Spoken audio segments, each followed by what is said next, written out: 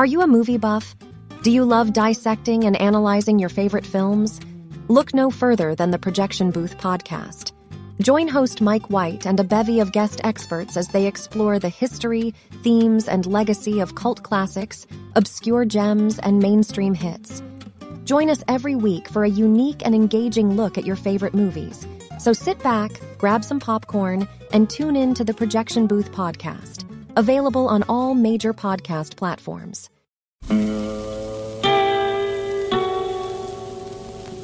Hello, filthy movie lovers. My name is Gentry Austin. And I'm Casey Scott. And we're the hosts of the Sin Syndicate, film podcast for something weirdos, anti-criterion bros, and Joseph Sarno aficionados. Join us semi-weekly as we peer into the adults-only theaters and sticky-floored cinemas of the golden age of sexploitation, when the morals were loose, the laws were murky, and the intercourse was all simulated. Find us now on the Someone's Favorite Productions podcast network.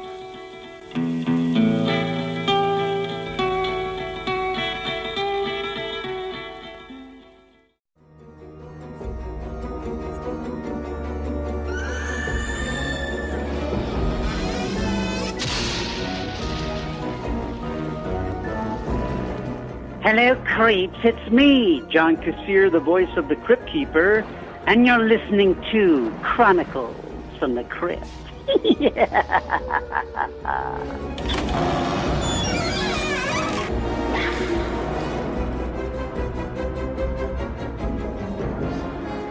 Hello there, kiddies. I'm Casualty Chris. And this is Father Malone. What was that laugh for? Oh, because I didn't do the voice? Okay, fine. I'll do it just for Do you. it, go. Just for you, Father Malone. Hit him. Hello, kiddies. It's me, the Crypt Keeper. That's what I was looking for.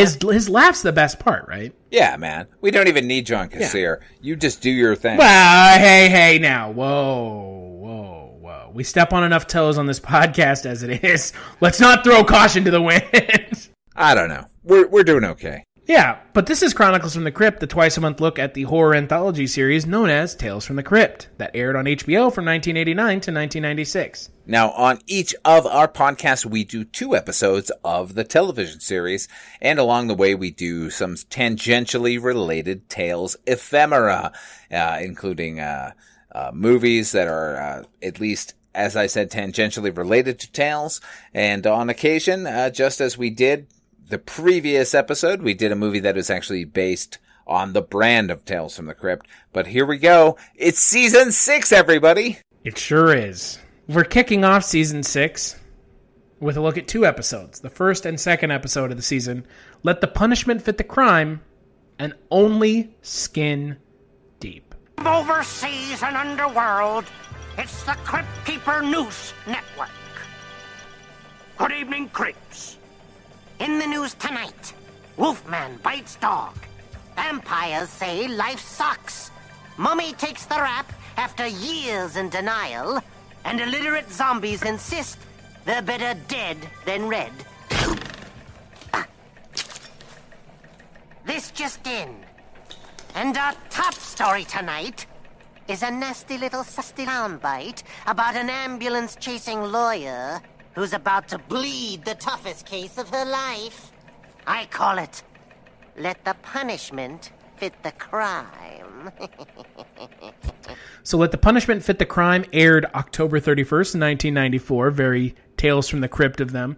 It's directed by Russell Mulcahy, written by Ron Finley. It stars Catherine O'Hara and Peter Nichol, along with Joseph Maher.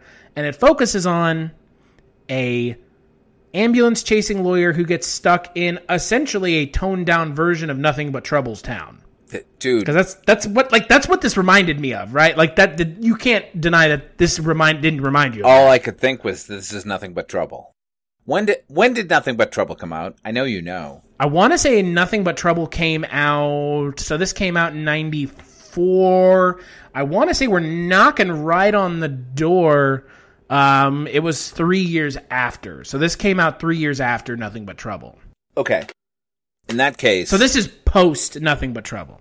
They should have known better. Having said that, okay, here's what I'm going to do. Let's talk about the source material, shall we? This ain't Tales from the Crypt. This is Vault of Horror number 23, written by Bill Gaines and Al Feldstein, and drawn by the amazing Jack Davis. This is one of the ones, as far as an adaptation goes, where I'm totally baffled by where they went with it. If you've read the original comic, which I sent you recently, Mr. Stashu. It's true. You would know that the original story, Let the Punishment Fit the Crime, is about a group of children who are wandering through a town, effectively miming a funeral procession. And everywhere they go, the adults in the town are like, isn't that adorable? Which is a weird reaction, that they're actually acting like they're part of a funeral procession. And come to find out, each of the different characters has been asked different questions by the children, to the effect that they learn that kidnapping is a capital crime. So if you were to kidnap someone's child, you could face the death penalty. So these kids have figured that part out, and one of the children in the neighborhood has kidnapped one of the dolls of another girl who is part of the funeral procession, and they realize at the last moment that these children have killed one of their compadres, and this is the funeral procession of a child going on. It is so psychotic. As a comic book, never mind as a potentially filmed entertainment, it's kind of hard to believe. So much so that they threw that entire fucking plot line out the window when it came to the Tales from the Crypt episode. This has nothing to do with any of that. This is instead a critique of mid to early 90s lawyers and ambulance chasers sort of in general. Really weird. Yeah, it's, you know, my concern with the 6th season of the show, with what I remember of having watched it in the past, which is very little, admittedly very little, is at least with these first 2 episodes, and we'll see with the upcoming episodes, they have seemingly given up on the supernatural, right? Completely, like almost complete, like not even kind of given up, just like full stop. Yeah, this isn't Tales from the Crypt anymore. This is just kind of stories, and like this is a Twilight Zone episode, 100%. Oh yeah, but like unabashedly so. Which look, that's fine, but this is something we've said before. Today, this is something we've said before this episode. This is something that we will continue to say, I guarantee it. Why are you... Well, technically, we only have 3 more times to say this. Either why are you leading or ending the season with this? Why? Why this of all things? That's a genuine question. Why? Because this is not the way you should lead a season opening. Period. I mean, kind of at the same time, like, you know, we go back to season 1 and we had what was effectively a thriller episode in The Man Who Was Death. I think there's a legitimate belief. I mean, The Man Who Was Death it's not a supernatural episode, right? No, not at all. Not at all. But it elevates itself past something like this, which is just, you see where this is going from a mile away. Honestly, did you though? Did you figure out what was going on? Yeah. Oh, yeah. I myself did not. I did, but I'm not trying to say I'm some sort of fucking genius. I figured it out because they kept pushing it in the direction of she's never going to be able to leave, and now she literally can't leave. Yeah, I mean, look, ultimately, if you're sort of taking a step back in a worldview of this particular episode, there's no way she's getting away with anything. Did find myself, however, watching the episode concerned about what her fate was going to be, because it sort of slid up and down a scale of potential badness for her. This is a very weird episode. I'm not sure ultimately at the end, is she dead? Like, is she in purgatory? You know, like, you know, I haven't really wrapped my head around it. I think ultimately, this is kind of a worthy episode. I didn't hate this at all. I, in fact, enjoyed it quite a bit. That might be because of Catherine O'Hara. It might be because the tone of it wasn't so sort of knowingly jokey. And I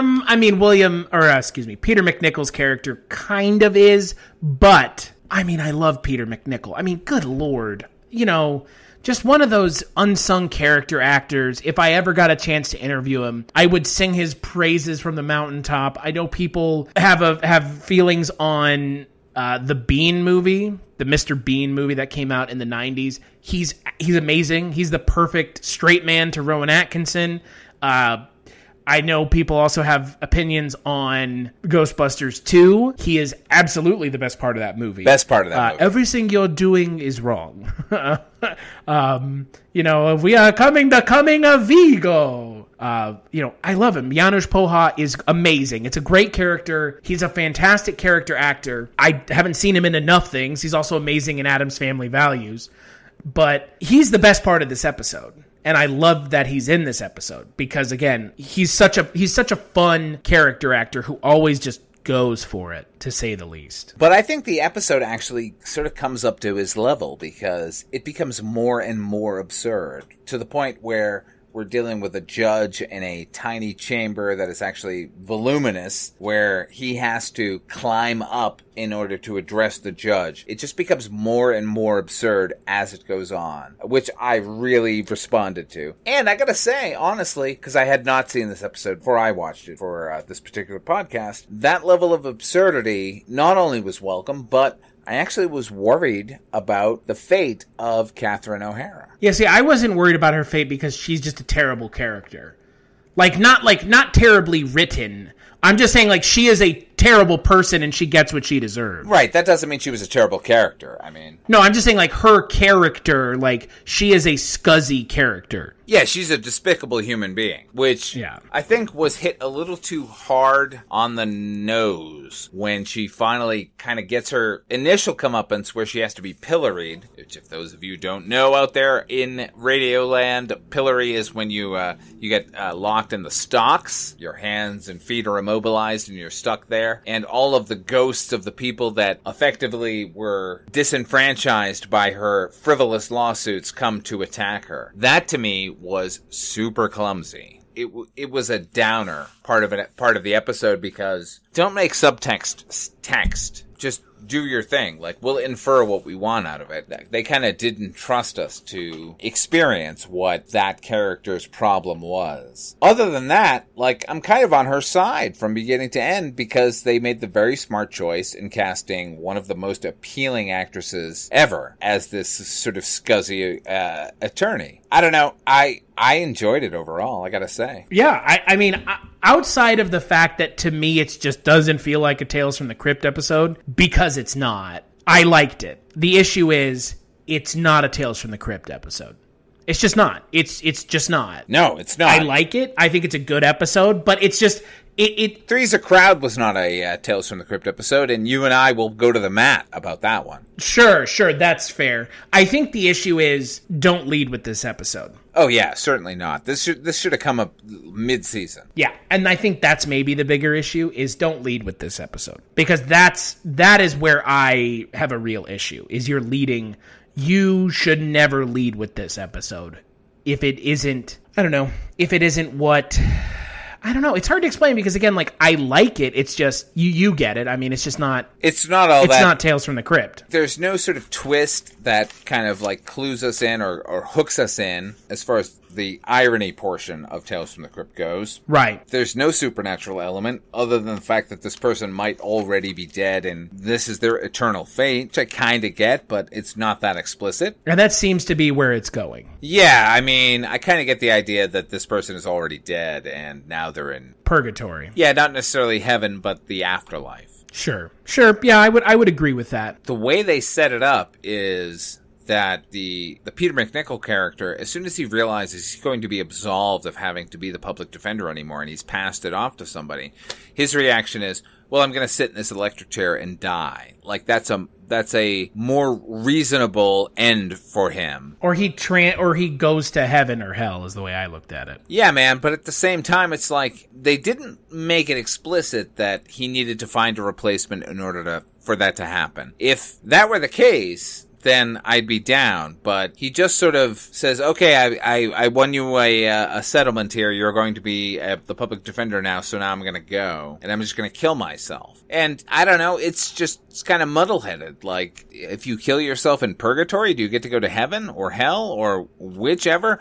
It just needed to be more explicit as far as where we were going. And it wasn't. Having said that, I often talk about how set-bound each of the episodes seem. Not the case here. This is Really? Yeah, no, man, I didn't get that at all. Like, clearly, it's a bottle episode. We're just stuck in this courthouse for the entire thing. Right. However, I think it was sort of skillfully made. I think Russell Mulcahy is a massive talent, doesn't get enough recognition. Talked about it on previous episodes. He did that Blythe Danner episode about the fucking serial killer, which was not great. But this one's a little bit better. I'll certainly put it up against that one. Well, I would rather watch this than that one, but that goes without saying. Yeah, and that might be because of Catherine O'Hara, I think. Oh, yeah, she's great. I mean, Catherine O'Hara, she's amazing. I mean, come on, Beetlejuice?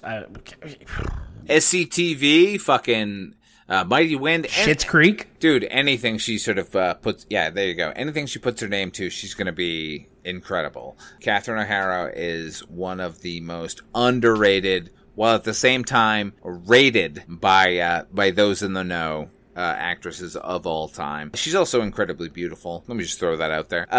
She's also Canadian, eh? Hey, man. A blue-eyed redhead. What are you going to do? She carries the episode. She actually made me give a shit about her character, which is rare. Right. Because I think if it were anyone lesser than her, if it had been just somebody that I kind of, not necessarily detested at the outright, but wasn't 100% on board with, then I would just kind of be waiting for her to get the comeuppance. But because they cast her, which was the smartest thing that they did in this episode, I was constantly worried about her. And that was kind of a masterful stroke. Yeah, I agree. I mean, again, she's great. So if you cast actors in roles and you give those actors the room to breathe in that role, you tend to get good results. Yeah. However, when you cast actors in roles and you don't give them room to breathe, you get so many of the episodes we've talked about. The one that always springs to mind for me is Timothy Dalton's episode, The Werewolf Concerto. Like, I think that may end up being my least favorite episode of the show because you had Timothy Dalton and that's what you gave us. It's kind of our constant refrain about every season of the show where we're given an actor that even if they're not,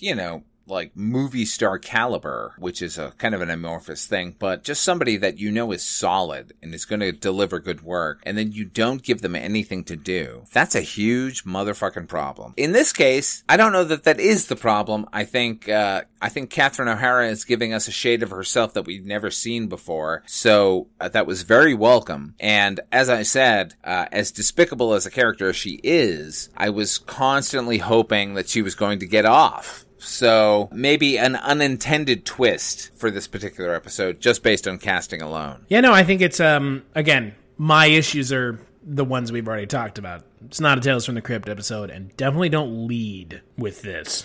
No, if it had come, mid-season, I think I would have been a little more... Even the second episode. Yeah, man. I would have been even more forgiving if we had gotten this sort of mid-season, like as a nice palate cleanser for the ramp up to the end. Unfortunately, they led with this one, which is super weird. Speaking of things they should never have led with, let's talk about the next episode, Only Skin Deep. I see your rays, and I call. Bleed 'em and weep. Spades beat hearts every time. Oh, hello, creeps. So glad you could join me for my weekly game. My deal, hacks and chokers are wild. Are you in? Good. So's the man in tonight's Terror Tale, except his game is relationships. It's a ghoulish little gamble I call Only Skin Deep. So Only Skin Deep also aired October 31st, 1994. It's directed by William Malone, written by Dick Beebe. It stars Peter Onorati and Sherry Rose. Peter Onorati plays a hot-tempered asshole who goes to a Halloween party and meets a beautifully masked woman who takes him back to her place. This episode sucks. Oh, shit. Okay. I don't know about that. I thought this episode was awful. I don't think the ending is all that spectacular, but I don't think any of it is very good. Oh, it feels so. It's so slow and plotting, and you know where it's going, and you know that this character is such a scuzzball that he has to get his comeuppance, and you know that she's going to be the one to dole out said comeuppance. It's at least it's not a love triangle, but it's another one of these 2-actor bottle episodes. Like, came the dawn, where one character is hiding something or up to something, and right at the end, you're going to see what that thing is. It's like beyond formulaic. Is it as bad as Come the Dawn? In terms of being offensive, no. No. Not even remotely. Right. Is it not good? Yes. I'm going to go ahead and disagree with you. That's fine. Okay. Only Skin Deep is actually based on a story from Tales from the Crypt. Tales from the Crypt number 38, written by Bill Gaines and Al Feldstein. The artwork was done by the genius of Mr. Reed Crandall. It is effectively the same story. It's a little more to the point. There's a little less meandering as far as what's going on. There is a character who goes to a Halloween party, meets a girl who, in this case, she's dressed like a witch. He assumes she is wearing an old crone makeup on her face. They go back to her place. They fool around.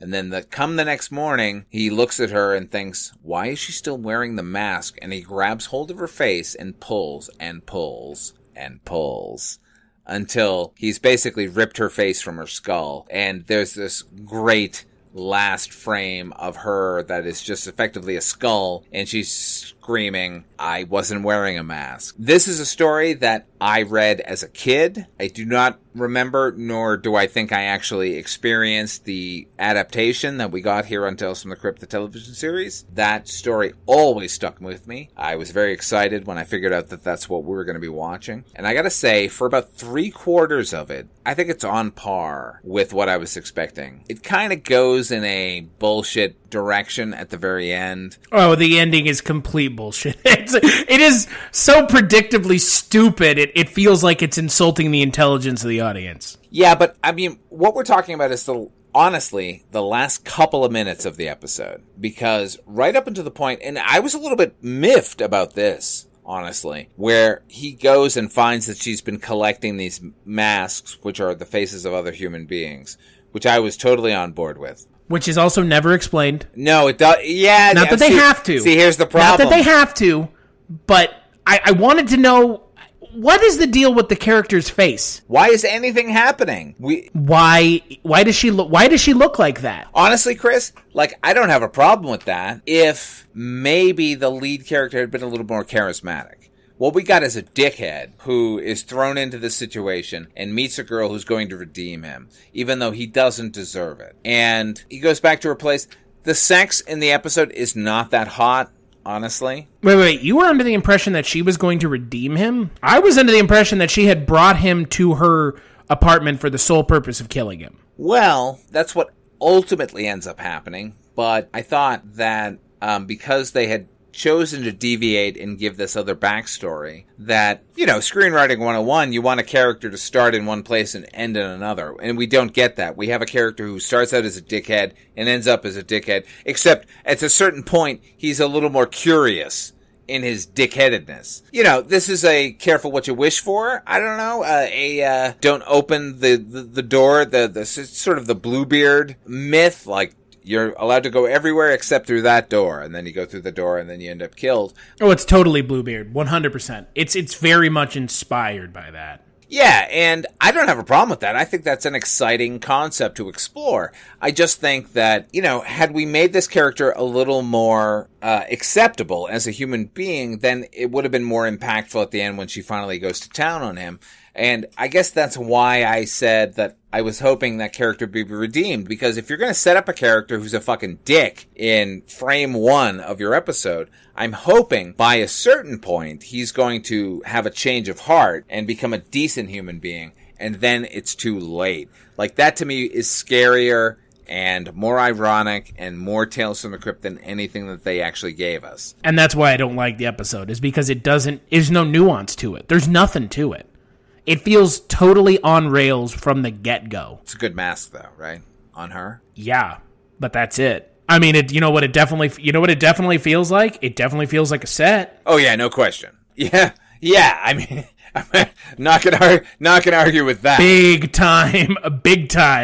Not a skillfully filmed episode. And on top of everything else, let me ask you a question. Yeah. Realistically, put yourself in Peter Onorati's character's shoes. Yes. Would you go to where this woman lives if you saw what it looked like? Honestly, yeah, I would have.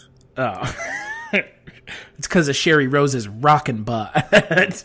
No. You know what? Not even counting her body, because her body type is actually not what I prefer as a man. But there was something sort of kind of off-putting and spooky about her sexuality that I really respond to. This is probably just me now. No, I think I actually agree. I mean that, like, there's a casualness to the sexuality along with the aloofness of her character. Yeah, man. I mean, if you were to meet somebody in a no strings attached kind of a way, and she came off the way she did. The problem with the episode for me, ultimately, is not so much everything we've already talked about. It's the fact that they allow his character to come up with the concept of, let's have this moment where we're totally anonymous to the point where we're not going to take off our masks, right? That should have come from her. Because, just speaking as myself now, if I met a woman at a party and she looked like that, and she had that weirdo mask, and we kind of connected on an ironic, which is what happens in the episode. She's very, very sarcastic as a human being, which is what I respond to. If I had met that person, and then we went back to her place, and she said, here's the deal. I don't care who you are. I don't want to know your name. I don't even want to see your face. Let's just do what we're going to do, and that'll be the end of it. And then the character, I guess it's me now, because of the tale I'm spinning, like, goes out and tries to figure out more, like, then it's on me. The fact is, he brings it up, and then he breaks his own rule. And there's something sort of not settling as far as the drama of the situation goes. Look, man, you know what? If you go back and look, there is a story, time immemorial story. It's Japanese about, it was filmed in a movie called Kwaidan, which is a Japanese anthology horror movie, right? They eventually... You say Qui-Gon? Kwaidan. Oh, Qui-Gon. I thought you said Qui-Gon. No, not Qui-Gon Jinn. We're not talking about Jedi here.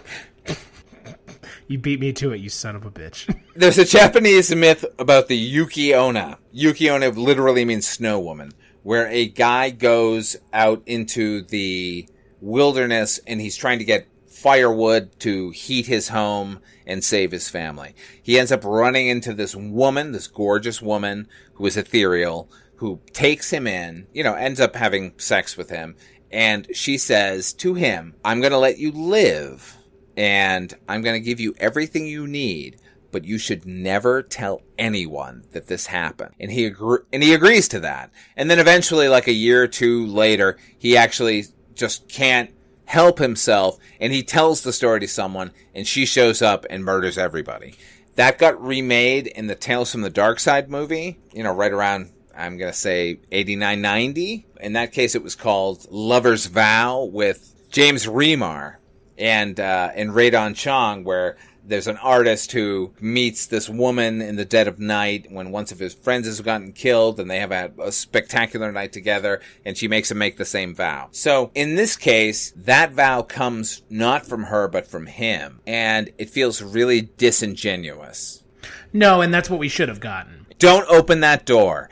Don't transgress what you know to be the rules. That's the ultimate thing about EC Comics, and I know we've talked about this in the past, probably around season 1, but EC Comics were extremely moral. It's almost psychotic that they got caught up in the comic book code with Kefauver and his sort of railing against what was going on in America and the perversion of youth. If you read EC Comics, even if somebody is wronged and they're murdered, that person gets the opportunity to resurrect, make things right. Right. So when they stray from that formula, it feels really not acceptable. I mean, look, as a story, it works fine, I guess. What we got... And one of those also makes his character more submissive than his character ends up being. And that's something interesting to explore in American cinema circa 1993 or 4. You know what I mean? Because we weren't really dealing with that.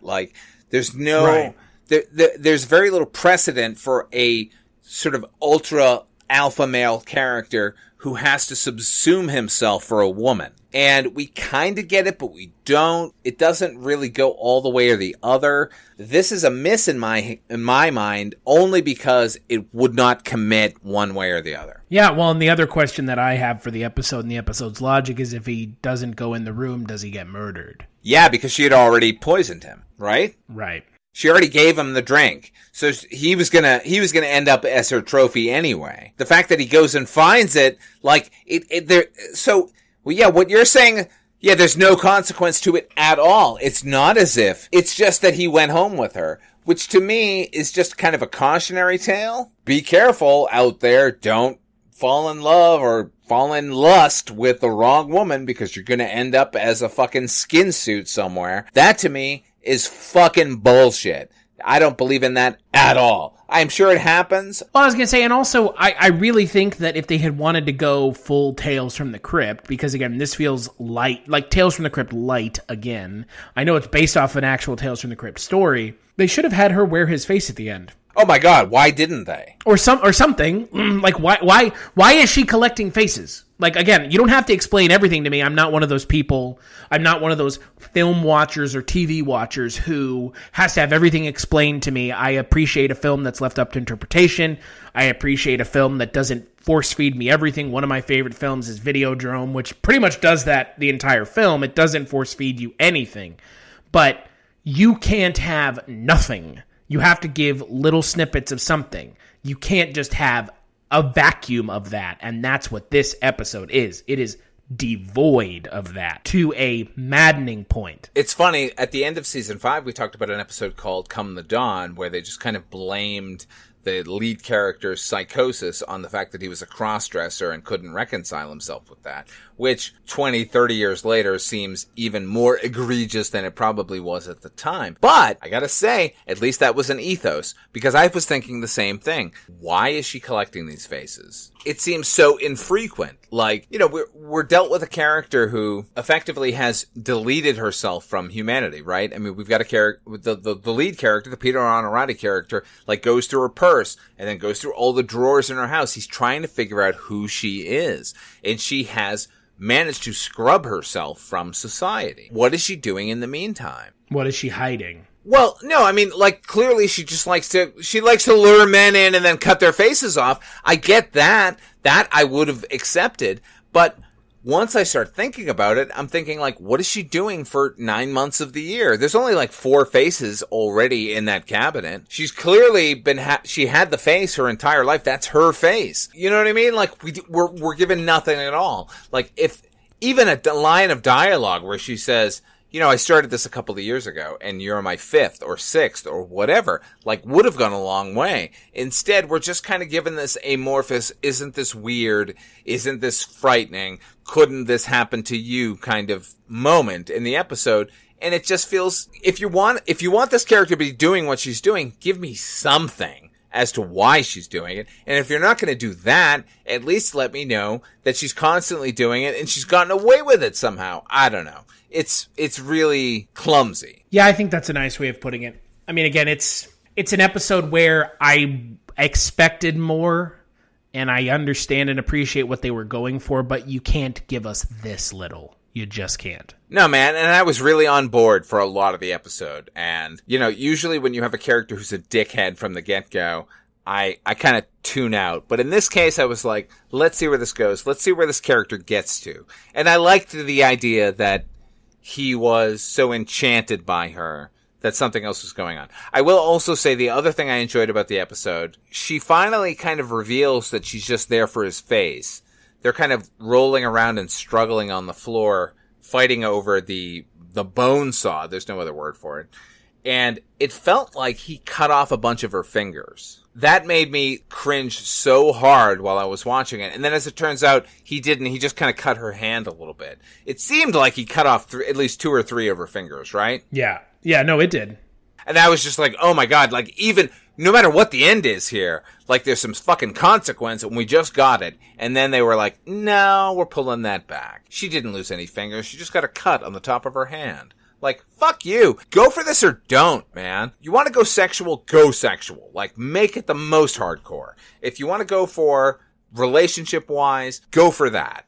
If you want to go for this other weird kind of amorphous underbelly of society situation that's going on, go for that. But don't dick around on each of those levels. Like, go for it. We're going with you, right? You're going with them, right? It's almost like this is a supernatural show that trades in horror and comedy. It just fails spectacularly on both sides.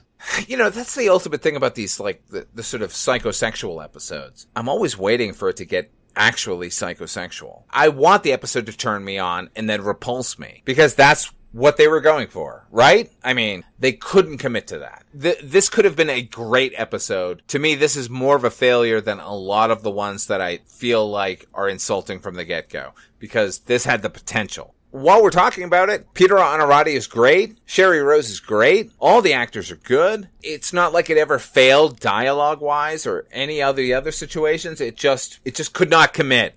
And if you're not going to tell a story that commits, what are you even telling us a story for? Exactly. That's my ultimate question. What's the point then? Yeah, none point taken. So on the next episode of Chronicles from the Crypt, we're going to be taking a look at episode 3 and 4 of season 6, Whirlpool and Operation Friendship. So until then, where can people find? Oh God, we're not ready for the. I'm totally ready. I can't wait to talk about these episodes. Oh God. Until then, where can people find you, Father Malone? Go onto YouTube right now, everybody, and look up Odd5 Films. OUGHTFIVFILMS. One word. And then check out all of my videos. And if you enjoy the movies that I've reviewed and have seen them in the past, well, enjoy the video, because I'm telling you something you probably don't know. If you have seen the movie and some are taking umbrage with the fact that most of my show is called You've Never Seen, well, I invite you to have sex with yourself. in the nicest way possible. Yeah, you know what? Like, I want you to enjoy the sex you're having with yourself. No question. But do that instead of contacting me to let me know that you have seen the movie that I've claimed you haven't seen before. Also, you can hear me over on Dreams for Sale, the Twilight Zone 85 podcast, where myself, Mr. Stashu here, and Mr. Mike White, we talk about the 1985 revival of the Twilight Zone. And about once a month, you can also hear me over on the Culture Cast, Chris's main show, if you will, where we talk about movies. That's where you can find me. And as for me, you can find me on Twitter at Casualty_Chris. Like Father Malone said, those are some projects that I work on with him. I also do Scary Stories We Tell, which is a podcast about the intersection between true crime, paranormal, and horror culture. You can find this podcast on Twitter at ChroniclesFTC, chroniclesfromthecrypt.com. That's where you'll find the entire RSS feed. We are in season 6 of the show, but we've been doing this since season 1. Big thanks as always to John Kassir. He really is, one of the great voice actors, and we can't sing his praises enough and can't be thankful enough that he decided to do the intro for our podcast. And we'll catch you on the next episode.